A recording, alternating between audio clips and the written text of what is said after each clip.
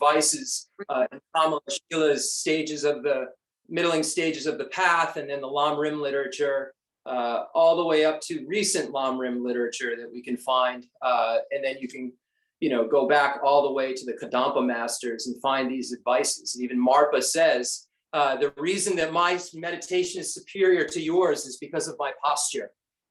So there's something very important about the way that we sit and the posture that we sit in. So I really encourage everyone to study into what kind of postures are helpful and so forth. And we'll talk more about that in the future.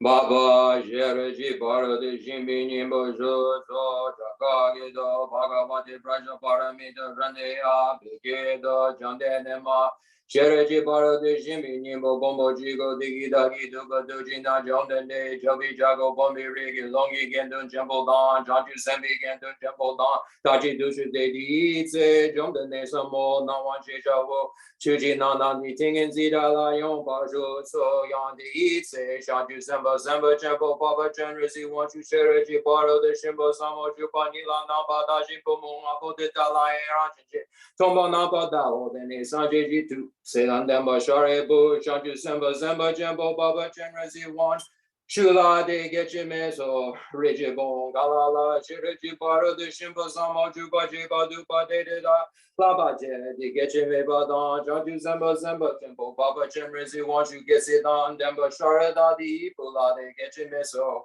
Sharebu Rijibo Galala Chiriji Baro the Shimbo Samo Juba Jiba Dupa de Dana Bada Basha de Pombong Apo de Tacharanchi Tomana Bayanda Bajas Dao Zu Tombao Tombani Zu So Zu Le Tombani Shemayano Tombani Le Jansu Rinmayano Deshan Duso Wadan Dushedan Namba Shiva Nando Bao Share Buddha Dachu Danchi Tombani De Seni Mepa Machi Bamagaba Jema Mepa Jema Danja Vajawa Mepa Gawa Mepa Share Buddha Doana Tombani La Zume Some Dusheme Namba Shiva Me Name Jime Lume Ime Sume Drame Drime Rome Reja Me Jume Domiki Kame Pene Ichi Kame Ichi Namba Shiva Pado Yameto Maripa Me Maripa Sepa Mega Shi Sipi Pado Yameto Deshan Dudu Yawadon Gojulon Gopo Dana Me Yashime Dopa Me Madopa Yameto Shari Buddha Wena Shanju Semba Nando Pa Me Bichi Shiraji Baro the Shivala Deji Nede Semla Jita Mendi Tago Meto Jinji Love Shintu Keni Nyanen Lede Dashintu Duzandu Nambaji Besanji Danji Jang Shiraji Baro the Shimbala Deni Lana Meba Yanda Bazo Bishop Shantu Sunku Kumpo Sopa Sanji So Dito Wena Shiraji Baro the Shiminga Riba Cheminga Lana Mebinga Menyamba Danya Binga Dunya Taje Rabdi Shiva Shibinga Mensambe Najum Kashi Bashadi Shiraji Baro the Shimbinga Meba Teata On Gade Para Sangati Kudi Soha Chayebu Shanju Samba Jembo Dita Shiraji Baro the Shimbo Samala Baja O the Nijom and Lady Ting and the Devation de Shanju Samba Jembo Jabba Generously want you la leso shine Leso Jeja Wajine Leso Rigi Bonda Dashin no Digi Bonda Dashin de Tudu Dadi Denbashin to Shiraji Baro the Shimbo La Dene Dashin Shiba Nanjan Jesu Yeron O the Jonathan de Day gets it because in it and never share that Ibudan Shanju Samba Jembo Baba Chenrezig want you down them because they Lada Mida Yidan Jisa GBG 10 year and they jump and they just Umbalano do.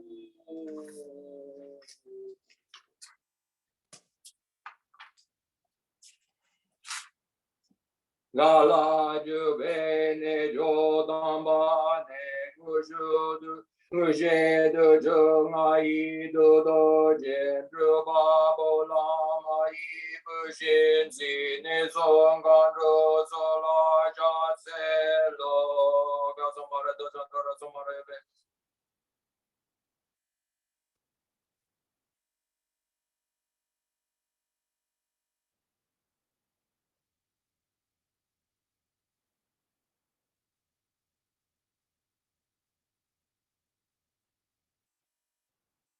Aga samara dajanara samarayame deyada ongate kate parakate parasangate padiso papa konchi sanji kai tembe doji she lava doji memo doji shewa doji ragi baji metum beshu doji shedin koyi so ha ngeri donja jejo shewa da medu nube jendan dewa dan dumba doji imbon son sonjoji dashi dejan denda dele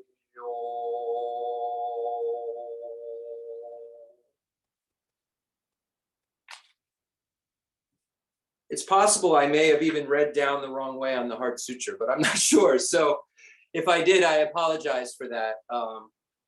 It happens. So I probably didn't, but if I did, I apologize. So when we look at this initiation that we're about to take, there's certain preliminaries from the side of the Lama and certain preliminaries from the side of the student. Rinpoche currently is engaging in the preliminaries from the side of the Lama. There's a front and self-generation practice that he and she engages in order to generate themselves as the deity, and then holds that secure visualization as themselves as the deity throughout this practice, while securely holding the front generation, because there's a other basis that has to be presented when we're doing the action tantra meditations.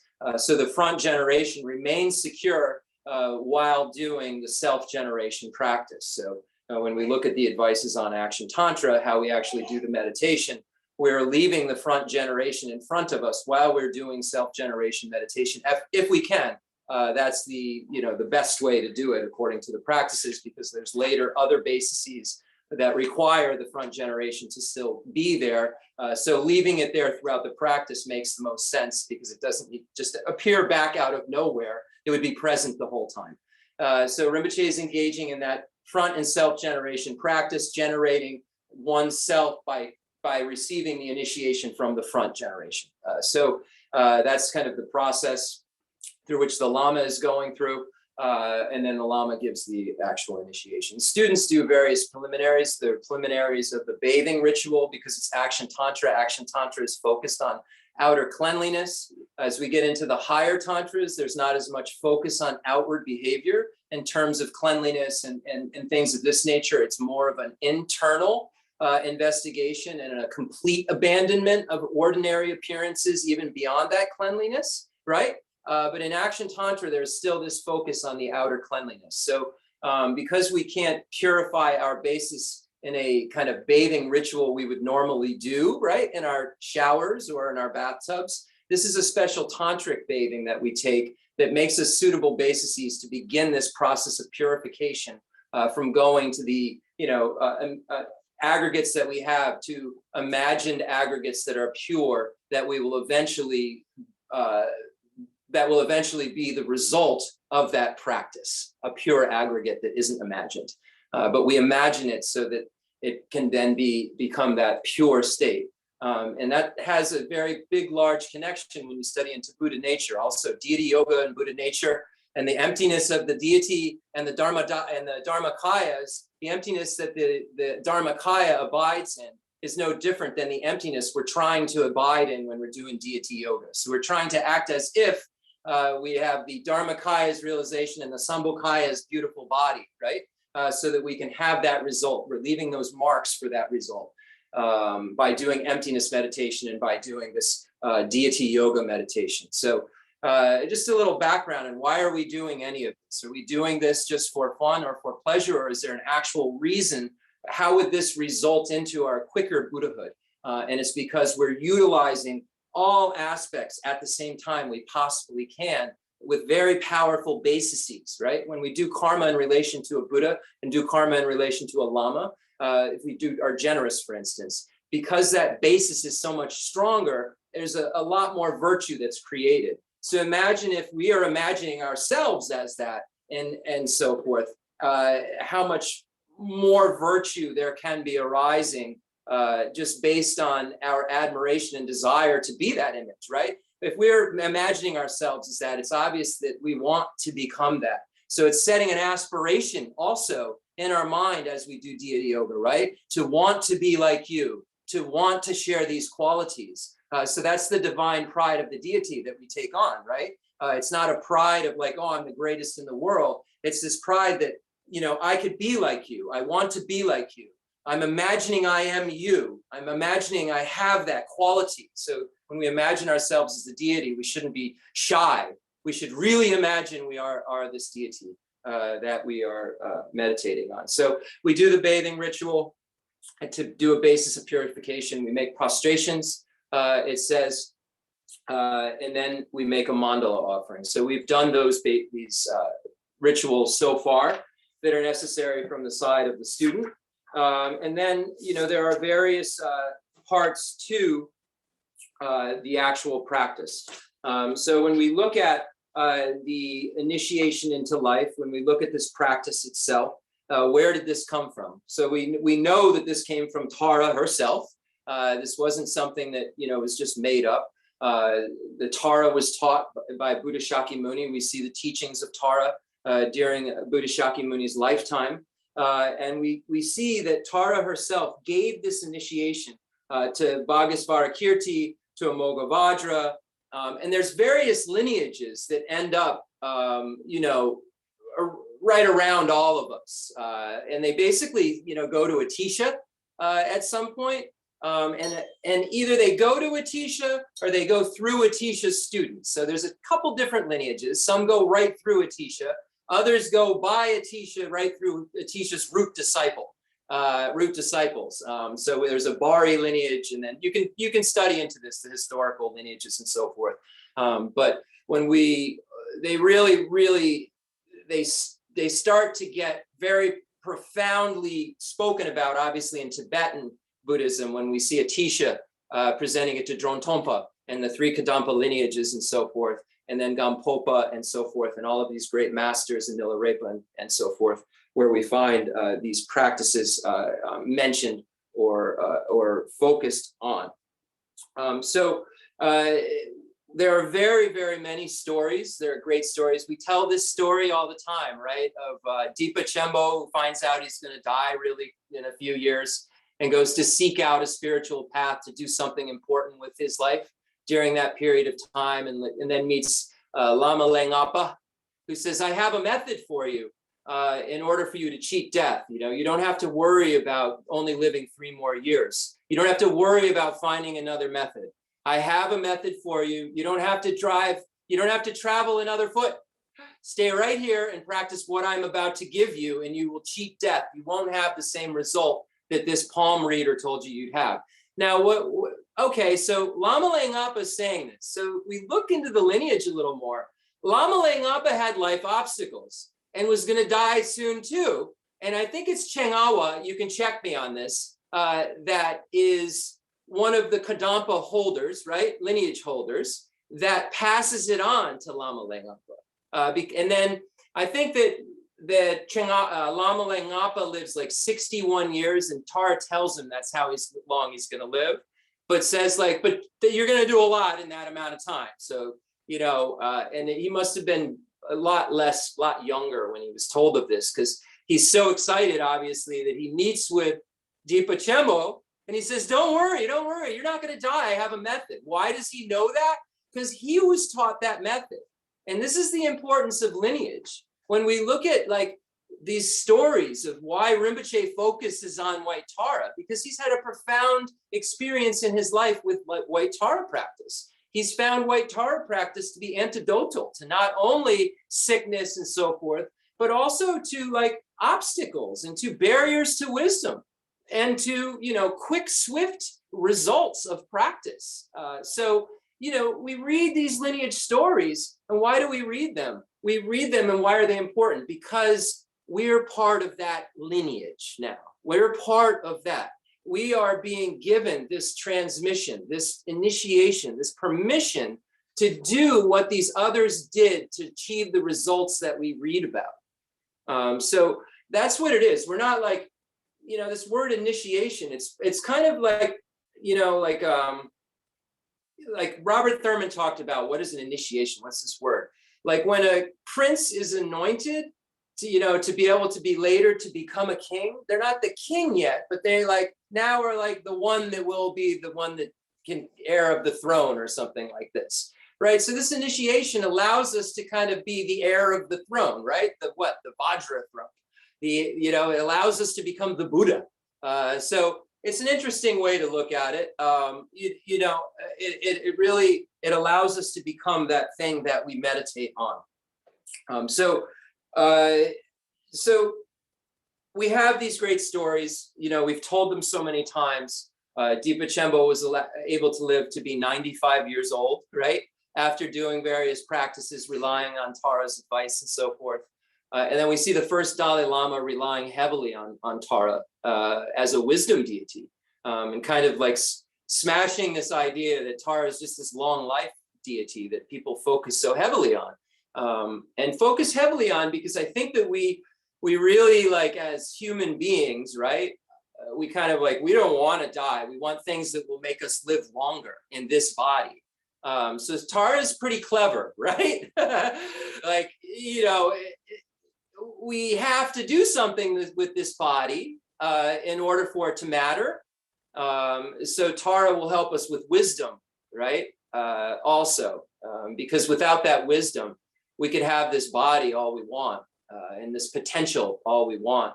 But like when we look at the idea of the doctor, right, prescribing medicine to a sick person, the person's got to take the medicine, right? So we have a basis that can be purified, but we have to apply those things to purify this basis, because it's not something that is covered up, that's just got to jump out. It's something that has to be matured into. There's a wrong idea about Buddha nature out there, that we're already Buddhas.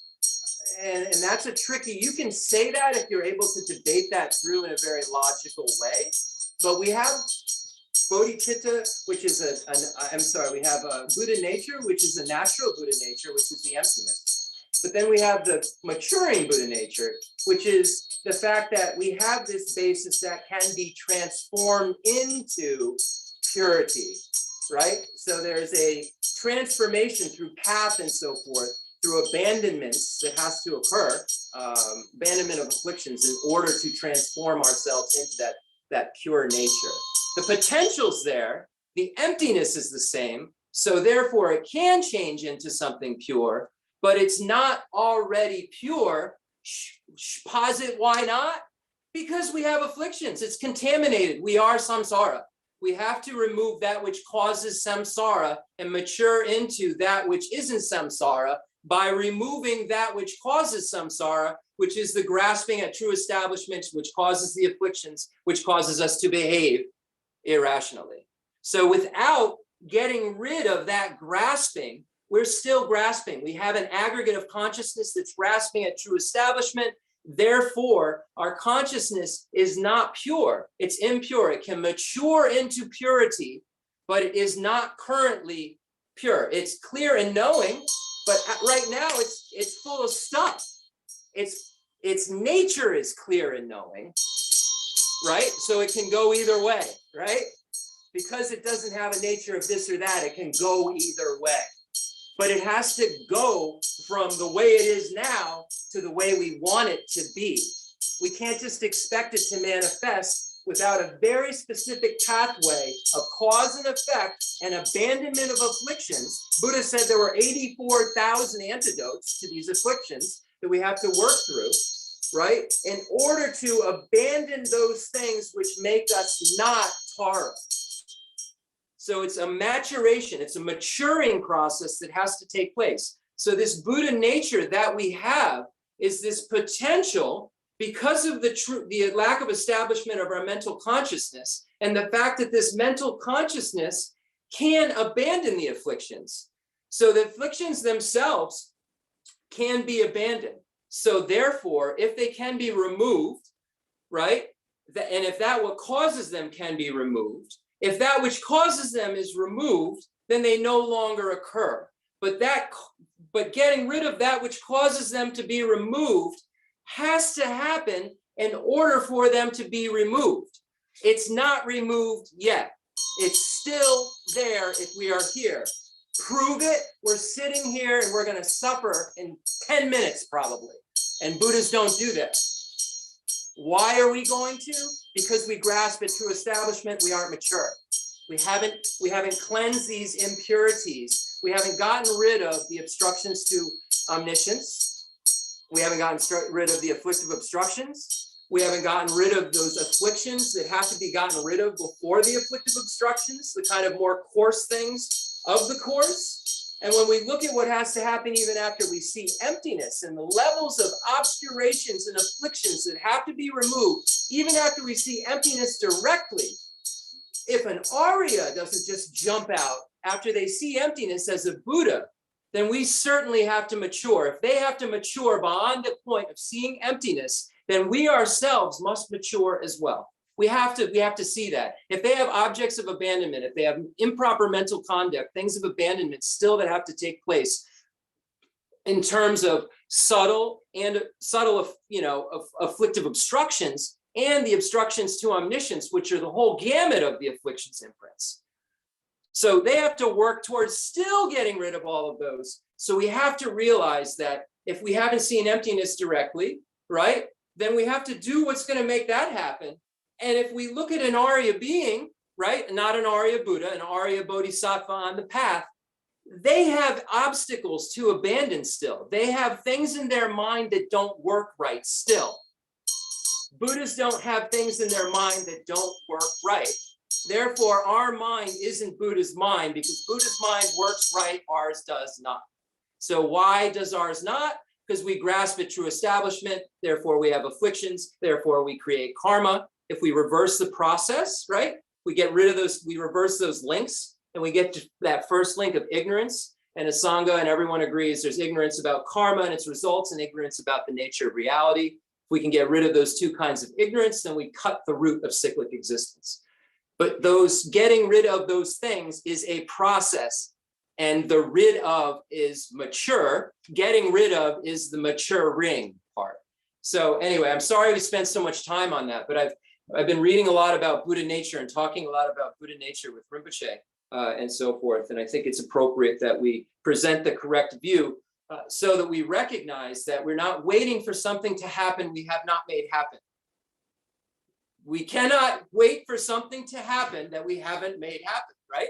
We're all waiting for like some blessing or something special to come out of nowhere.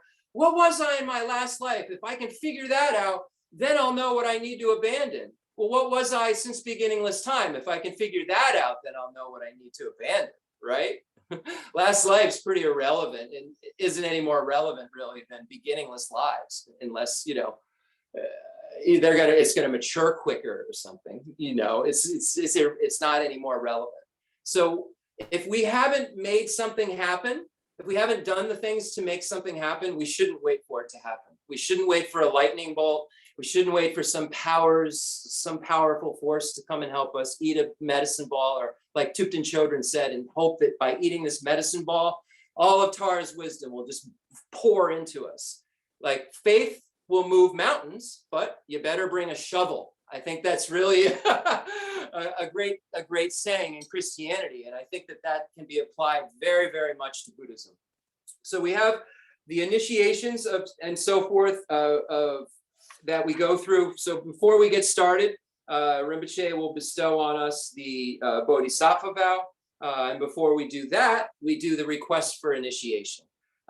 So just right now, in the initiation proper, we would have just been told the story of Lama Lengapa and Dipa Chembo and Gendan Drup, the first Dalai Lama. So now we hear how great this initiation is, right? We have this desire to take this initiation. So that's the reason for this greatness of the teaching and the lineage stories, is to invoke a kind of yearning to want that to happen for ourselves before we request the initiation. So we wonder why we hear these stories, before the initiation. It's so that our faith becomes greater, so that when we actually request the initiation, we mean it more. We really, really mean it based on using some analysis, saying, oh, well, if I do this initiation, I can have the realizations that these masters did. And this is a swifter path than sutra path, et cetera, et cetera. So this is the reason why I would take this initiation. So So this is, how we set our motivation. And then I'll read this to set our motivation, and then we'll request the initiation. There are those whose capacity of the Mahayana lineage is not meager, whose minds are strongly moved by great compassion through having trained in the common path sustained by a spiritual guide, an excellent protector. They are in great haste to free from cyclic existence the kind mothers wandering there. They should enter the short path, the Vajra path, the vehicle that quickly bestows the state of a blessed Buddha, the sole refuge of all sentient beings. Therefore, I will explain here the stages of the path to the great state of Vajradhara. Dusum Sanjay. Dusum Sanjay Tanche Ji. Ngo Baden Lama Yi. Ja Yishen Golo Yi. Sewan Samo Zedu So. Dusum Sanjay Tanche Ji. Ngo Baden Lama Yi. Ja Yishen Golo Yi. Sewan Samo Zedu So. Dusum Sanjay Tanche Ji. Ngo Baden Lama Yi. Dalai Yishen Golo Yi. Sewan Samo Zedu So.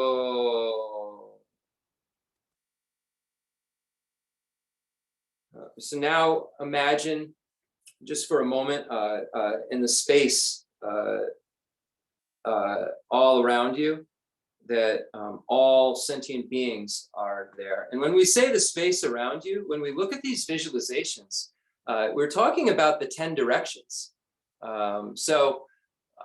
A lot of the meditations, when we look at preliminaries, focus, say, in the space in front of you, right? In the space in front of you. But when we look at these actual visualizations, they're speaking of 10 directions. The light rays go to the 10 directions. That's up, down, north, south, east, west, right? Northeast, north, south, northwest, etc. So that's every direction. It's like what's that word? A gyroscope almost, right? When we're looking at our meditation, Alexander Berzin says like a gyroscope. And I think that's interesting, right? Because we can think of a round egg vase. If you put a light in it, how it would radiate out like that. So I think it's interesting advice to kind of mention as we do these visualizations. If it's not helpful, do it in the front. But these are visualizations that you can do. So just imagine all of the sentient beings, because then you get the worms and the hell beings, right? You really can get a very, very profound connection to all if you think of everywhere, right? So think of everywhere, and think of everywhere there are sentient beings, and think about the various sufferings that we have to endure. Think about the various sufferings that you have to endure in their worst state and the smallest state, and realize that there are sentient beings who are suffering with even subtler types of suffering that cause them pain, and even greater types of suffering than we can ever imagine, that cause them greater types of suffering than we've ever had. So we imagine that all of these sentient beings are suffering, and we think about this. We've heard about the teachings, and we know there's something that we can do about it, right? There's something that we can make happen for them. We can become part of their maturation. And the only way that we really can become part of their maturity is by becoming Buddhas. Because right now we really don't know what we need, let alone what they need completely. So we recognize kind of our handicap at the moment when we're thinking about all of these sentient beings. And we make this firm idea that we wish that they were free from suffering and had happiness, right? And that we could do it ourselves. We could kind of bring them to those states ourselves. And then when we recognize that we can't, we know that we have to become Buddhas. So we imagine that these sentient beings then kind of dissolve, and we imagine that this love, right, and this kind of aspiration that we have for them transforms everything like into the celestial palace of Tara. So imagine that Tara is in the space in front of us, We imagine that the Lama is the manifestation of Tara. So when we do this visualization, we can imagine there are various visualizations you can do, but one set visualization you can do for this is that you can imagine that the Lama is on a throne with 4 snow lions in the image of Tara herself. Imagine that the actual front generation of Tara is abiding right in front of her at this point. And to her right, the Lama's right is Shakyamuni Buddha in various lineages. Behind, imagine stacks of texts. And to the left, imagine all of the Aryas, Bodhisattvas, the Sangha. So the reason for this is you have the Lama in the center, you have the deity right there, and then you have the Buddha, the Dharma, and the Sangha. So if you can imagine this visualization, you can find this visualization in Treatise Rinpoche's commentary, but I found it very profound, so I thought I'd share it with you. So again, the Lama's on a throne, Tara's right in front of the Lama on a lotus, Shakyamuni's to the Lama's right. You can do a merit field or just Shakyamuni. Behind the Lama are stacks of texts, pechas, and then to the left are all the Aryas, all the Sangha. It's the Arya Bodhisattvas, but the Buddhas are Sangha too. Any Aryas, right? Anyone who's seen emptiness directly, imagine that they're just billowing, just fill the whole space all around us. And let's make a 7-limb prayer offering. So we imagine that we are making prostrations, physical, verbal, and mental homage or prostrations to this merit field, if you will, or at least the objects of our refuge and the objects that will be bestowing upon us the Bodhisattva vows. So we're making this 7-limb prayer offering kind of as gratitude and request and so forth for this particular bestowal.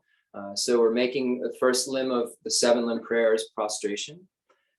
Then we're making offerings. We can make offerings of mental offerings, outer offerings, things owned, things unowned, feelings, good feeling offerings, really everything wonderful you can think of. Just imagine you're making those offerings.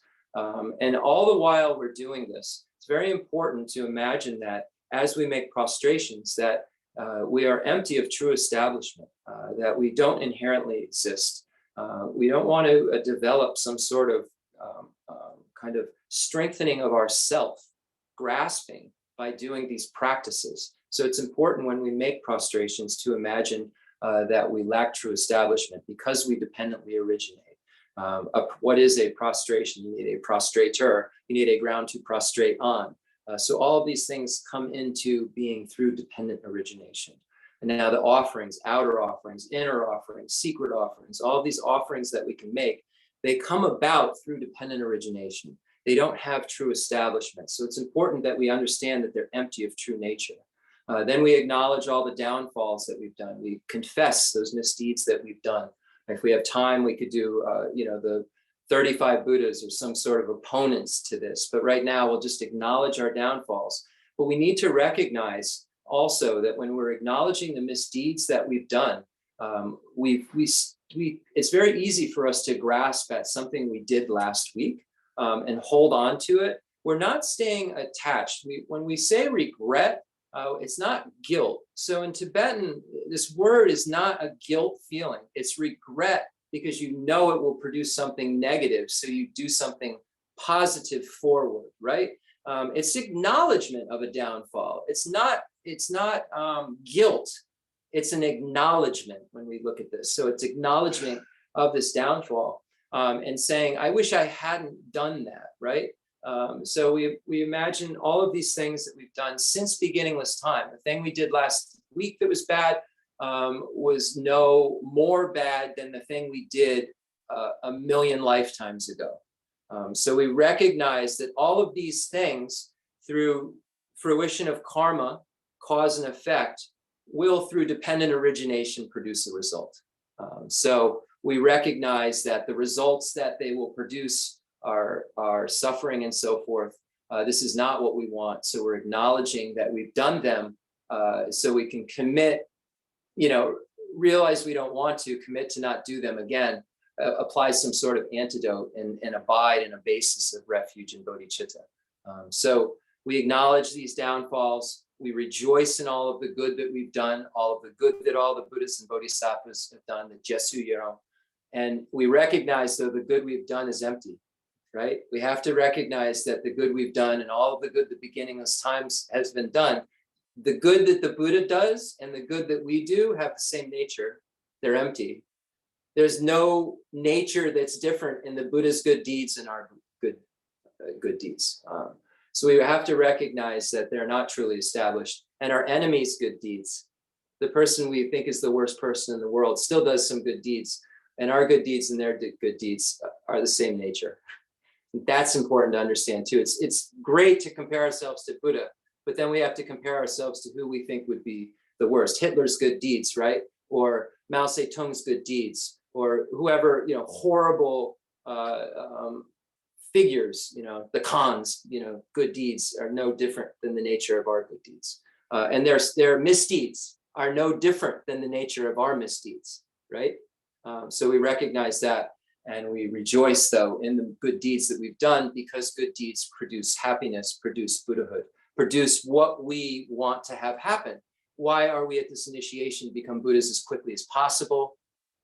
Good deeds make that happen. I rejoice in the fact that of the good deeds that I've done and everyone else has done. Why? Because it's what will cause the swiftest result to that we want, which is Buddhahood. And then we request the turning of the wheel, and then we beg these beings not to leave us, and then we dedicate this virtue that we've engaged in through this to our becoming Buddhas for the sake of all sentient beings. May I become a Buddha for the sake of all sentient beings. And now, with the motivation to help those beings we previously thought of that were trapped in cyclic existence in all 10 directions, and to be able to free ourselves to achieve our own needs and their purposes, the way we take this Bodhisattva vow. Shantu Sembi Dumba Rinpoche. Repeat after Rinpoche. Gonchu Son La Dajo Che. Deepa Tamche Susu Shag. Drew Jela Jerang. Sanjay Shanchu Yiji Sun. Gonchu Son La Dajo Che. Deepa Tamche Susu Shag. Drew Jela Jerang. Sanjay Shanchu Yiji Sun. Gonchu Son La Dajo Che. Deepa Tamche Susu Shag. Drew Jela Jerang. Sanjay Shanchu Yiji Sun. Got it. That's how They go drongo. They gonja la go. Dirbe. Okay. So now we'll go through the initiation proper. We'll go through the visualizations. Rinpoche said quickly. He said we could end there, but then I said, would you like me to go through the visualizations? And he said yes. I recently read a story, I may have already told you, about a Lama who came to the United States. And he was used to giving like a 5-10 minute initiation, like, because he didn't expect anyone to really participate. It was just a ritual. And when he got to the United States, he had to figure out how to bring everyone through the meditations and explain them, because it wasn't really part of the explanation he ever had to engage in. So it's interesting how we look at it as something that if we don't have the instructions, how would we practice it? They look at it as like, how could you expect to practice this? Because you don't, you know what I mean? You don't have these realizations. This is more of a blessing.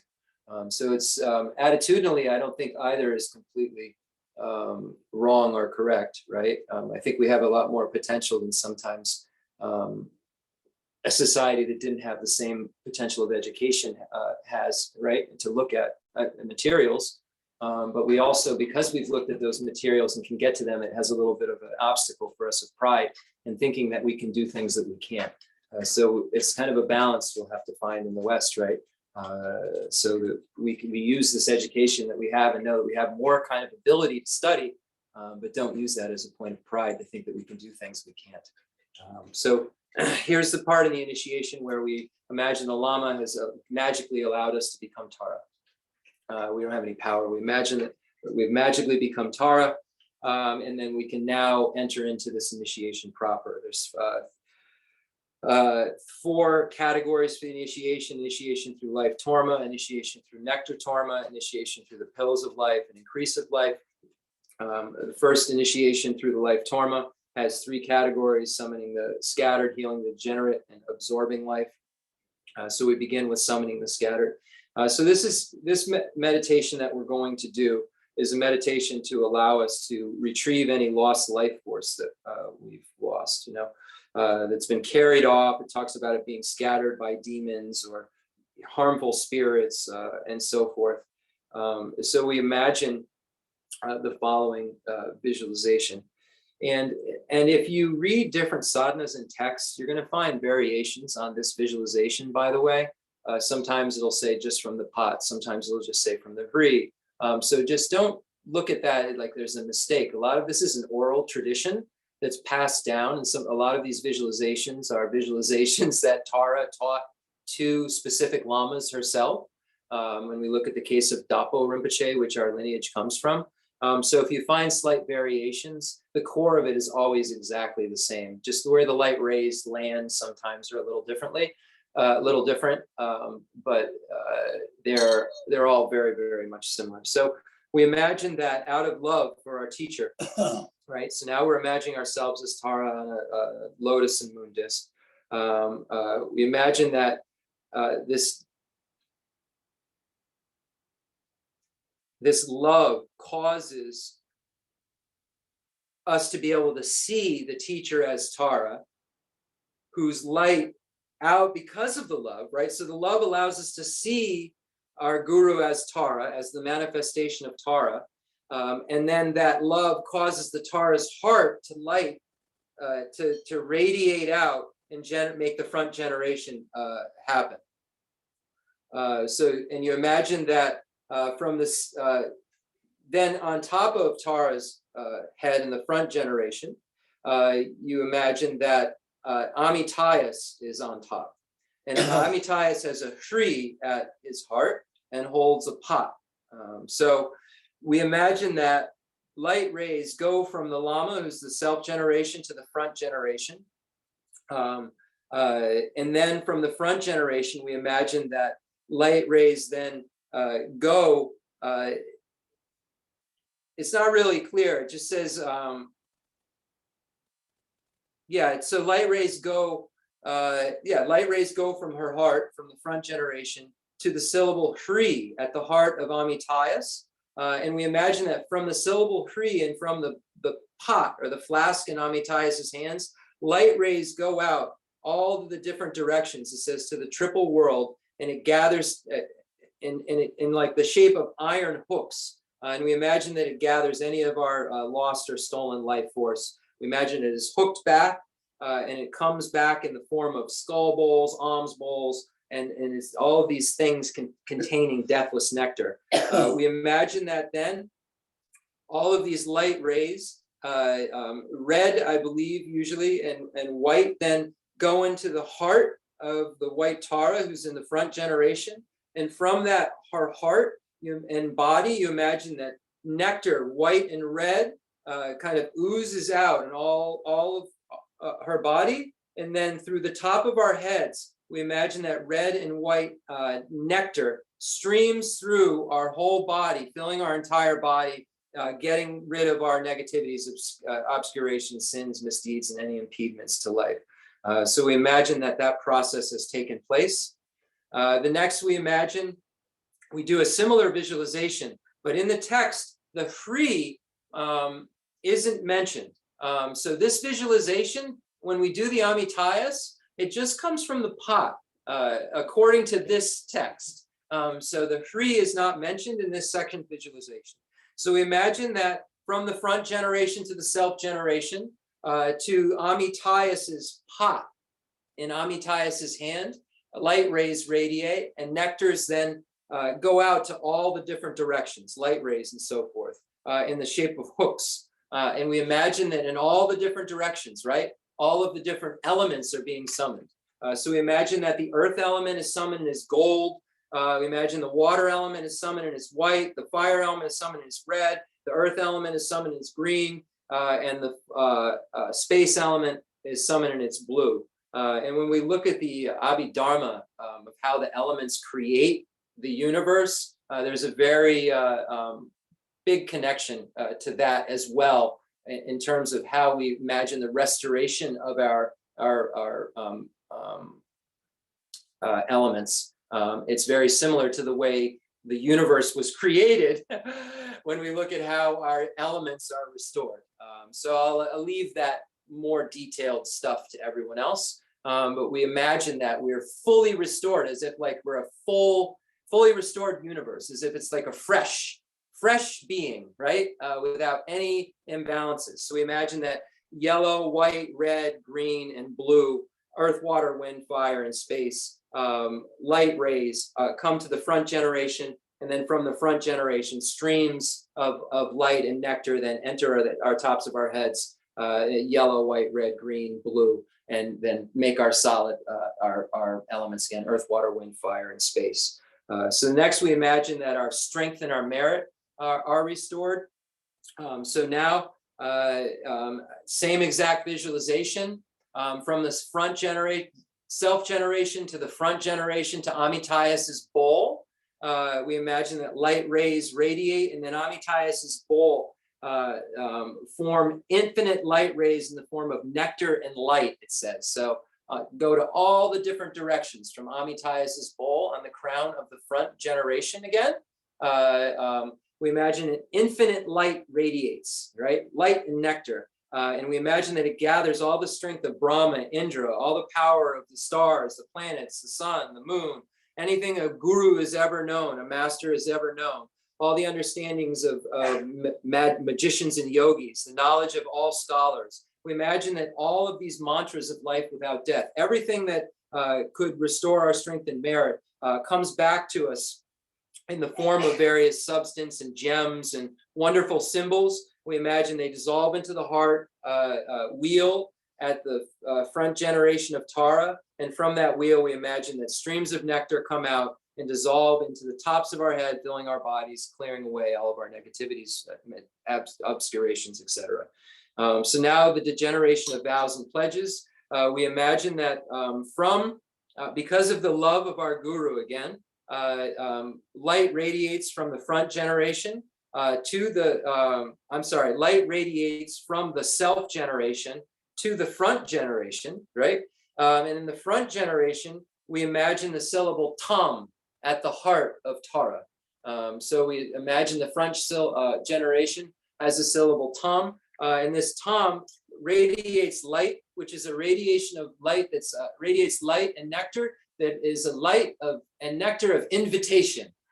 So we imagine that this tam syllable is inviting empowerment of the body, speech, and mind, initiations of body, speech, and mind from all of the deities, the Buddhas and Bodhisattvas, Dakas, Dakinis, protectors, and so forth, specifically those in the lineage of White Tara and Amitayas and so forth. We imagine that all of these things form mantra syllables, and they dissolve into the front generation's heart in white, red, and blue colors. And then we imagine that they go from the front generation to our crown, throat, and heart. We imagine white rays purify our body, red rays purify our speech, and blue rays purify our mind. They can be rays and nectar. We imagine they're purifying our body, speech, and mind.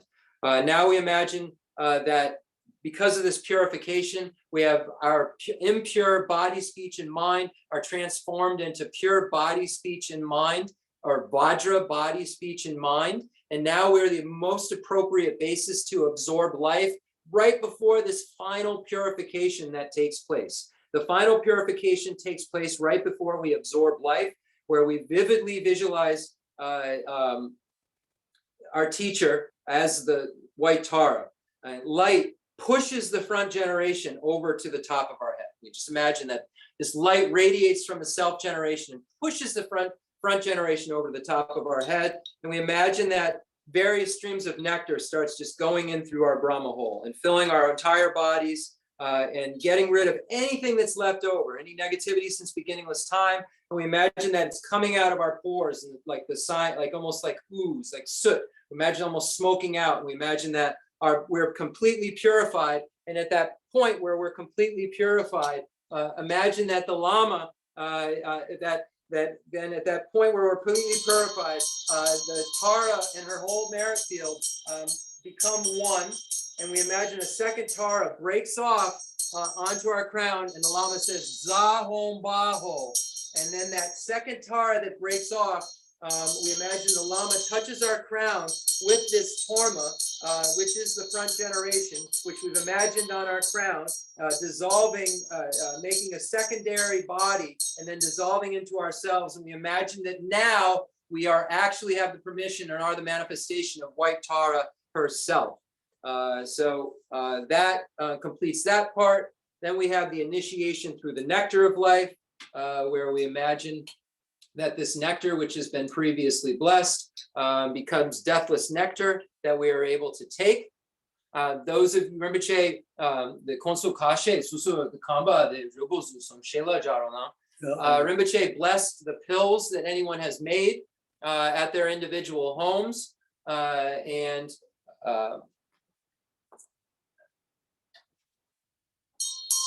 yeah, Nipper. There you go. Got it? I can't see. And now we do the pills of life, where we imagine that these are the purify our diseases. The over 400 kinds of diseases. I'm just going to take a bite because I know better.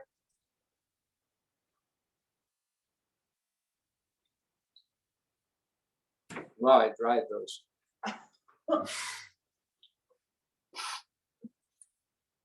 And now Rinpoche that has done various prayers and benedictions for us to have this be solid, made offerings to us in his mind as Tara. So he imagined he is the manifestation of Tara as we are imagining, and making offerings to us as part of the lineage now. So we understand, like, that's how powerful this is. We're imagining now the Lama, now that we've done this initiation, our Lama is throwing us flowers, who is the manifestation of Tara, but making offerings to us. So this is the lineage. This is how powerful what we've just done is, right? Our own Lamas making offerings to us, because now we're vessels. We're in this lineage, which is a swift lineage, which is a swift path. And then there's a final place. It's very interesting. I heard the Karmapa explaining Gampopa's Lamrim the other day, and talks about the 5 Buddha families, and it's a totally different explanation. I'm like a little bit side obsessed with this studying, and there's so many explanations of it. It's like interesting. And the Karmapa says that it's almost the 5 Buddha families are the kind of like bad family, if you will. There's a name for it. A family of people who just like do non-virtue all the time. Then there's those who are impressionable. They could go with whoever, but it'll be towards virtue usually. Then there's hearers, solitary realizers, and Mahayanists. And it was very interesting. The Karmapa said, the way you explain the 5 Buddha families that way is everyone has Buddha nature. So they are part of a Buddha family because they will become a Buddha. So they will become part of Buddha's family, if you will. And the meaning of these 5 are that the furthest away from Buddhahood is the one who's always non-virtuous. The second furthest one away is one who's not really committed. The third furthest away is a hearer. The fourth furthest away is a solitary realizer. And the closest is the Mahayanist. And it was very interesting. I'd never heard that before. And I read it in Gampopa's text before, but I wasn't focusing on this topic. So it wasn't something that I found. So I encourage everyone to just look at stuff, because it's interesting when you start to find the interconnectedness and how these purifications are necessary, however they're explained, right? Like we have to purify our 5 aggregates. However you explain that happening, right? Is if it works, then it's what has to be done. So great. That's why I like to listen to all these different things, because I find different explanations may be helpful, right? May touch our minds a little differently. And then if we don't think they're right, then we find out if they're right or not. We have books, if it seems a little too good to be true and like a swifter path, like, oh, I don't have to do as much, just make sure that it pans out, right? And that's all. And we have brains, we have texts, and we don't have any reason not to cut and rub the gold, as Buddha told us to. The Buddha's told us not to just accept anything that's told to us. Anybody could tell us anything. Cut and rub it, figure it out. Use the mirror of the Dharma. Find out whether or not what's being presented is an antidote to afflictions and will cause liberation, will cause high status or certain goodness, right? Will it cause you to become higher realm rebirth, or cause you to become enlightened, here, solitary, realizer, or a Buddha? That's all. If it works to cause those things to happen, it's Buddhism, it's Dharma. It's Dharma path. The teacher said it's Dharma path if it's making you focus on something that's not this life, focusing on the higher realms, liberation, or Buddhahood. It's not Dharma if it's something for this life. He said, throw away this life, not throw it away like go get rid of all your stuff. Throw away this idea that this is the thing that's so important, and get on the idea that the abandonment is what's so important, right? Okay, Rinpoche, the Tama, Katsepa, the Gare, Tama, Gariena, the Lana Nga Dangare, the Puik Jason. Yeah, please repeat after me. Tsu Tsela Katsepa, Deda Tanche Dagichi, Tsu Tsela Katsepa, Deda Tanche Dagichi, Tsu Tsela Katsepa, Deda Tanche Dagichi. That's it. So let's, does anybody have any questions? If not, we'll just do the dedication.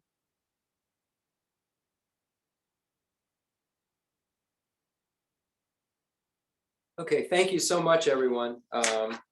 We'll do the dedication, concluding mandala offering and dedication prayers and so forth.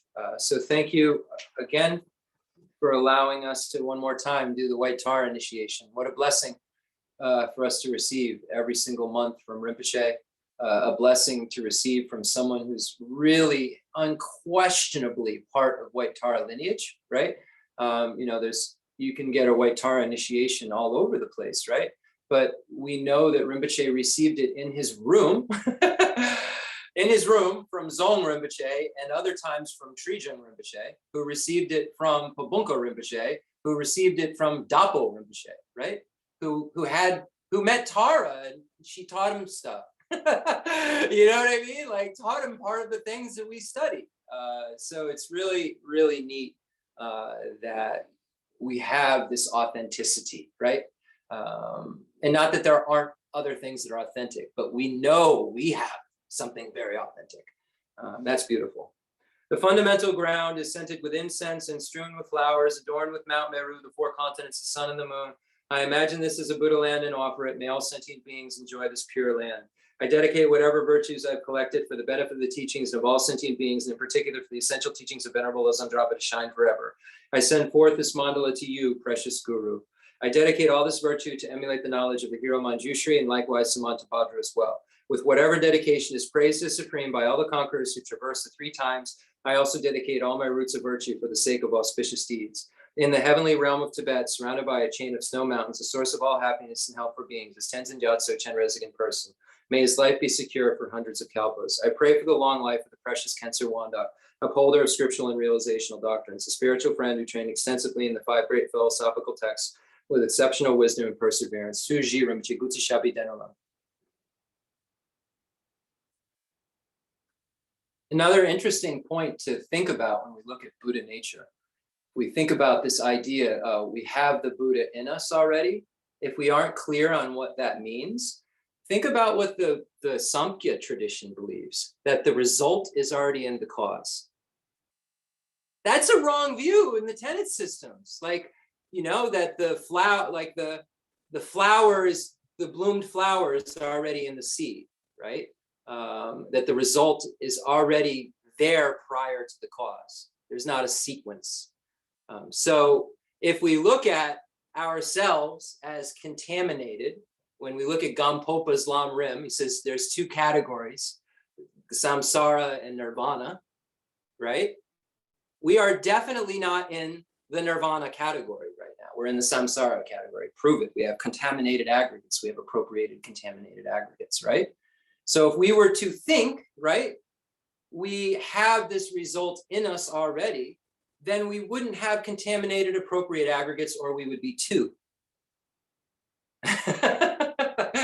So that would be two, but we aren't. So that's another way to look at it. You know, if we have this idea that the result is present in the cause, then that we believe what the Samkhya school says, that there's a primordial ooze. There's some ooze nature there that it is truly established. There would be some kind of true establishment there if we were able to posit that it wasn't a maturation, and the result would be within its cause, and our cause would be an abandonable continuum, right? A continuum that has objects that are abandonable. Right? So we abandon those abandonable things, and then we arrive at this result, right? At this destination or this result. But if that result were within it already, it wouldn't make sense in terms of sequence. So anyway, something to think about. Thank you, everyone. I appreciate all of you. Appreciate the support. Rinpoche, the Labajat, the Khensur Rinpoche. We'll see you all later. And thank you. Until next time. And, thank you. Thank you, Jeff. Thank you, Rinpoche. Real quick, before everybody goes, I just want to extend a real thank you to everyone, of course, but Coleman, behind the scenes, Coleman will do anything at any given time that I ask, and not that anyone else won't. You all will. I know that. I'm not, please, give him his flowers. He is doing an amazing job at, Jeff calls him if I need something, because I can't get out of the house ever. We can't leave the house ever anymore. It's just not what we do. So I can say, oh my gosh, we need test strips. He'll leave work early and go get them for us. All the time, stuff like this is happening. He helped us get Rinpoche into a doctor's appointment because there's, more needs coming up as we go. And I just want everyone to recognize Coleman right now and say thank you, because he's gone way out of his way and he doesn't linger. He literally is just there for the task, like an army soldier. And leaves right away, brings the medicine. He's like, I know you don't want COVID in the house or anything, so here, brought the medicine, thank you so much. Or, he's just really mindful. So I just want to say thank you, Coleman, and thank you for just dropping everything anytime. Because not everybody in their life, when we're not younger, we can't just drop life. We have a lot, but you can, and I appreciate that you do that. Thank you, Coleman. And I appreciate all of you. It's dependent origination, but it's really day to day around here. I want everyone to realize that. And we're going in for CAT scans and things like that. Not for scary stuff, but as we age, Rinpoche is having, not eating as much and so forth. So we're trying to get to the bottom of everything. Please say prayers for Rinpoche to have a little more power, a little more power we'd like, and eat a little bit more. All the other things are great. We just got all the labs back. Labs are great. We just have a little bit of something going on we have to figure out. And please say prayers for whatever that is to be purified. And not that we've been here before, right? We've been here before 5 years ago. So, but we always just have to recognize where we, I just always want to be transparent about how, what's going on with Rinpoche. That's what's going on. We're going on Monday. We've seen all the doctors, right? And hopefully we can figure out digestively what's going on now. And I suspect, this digestively is not a new situation, right? So hopefully we'll find out something even more new than we ever knew. So thank you, everyone. Thank you.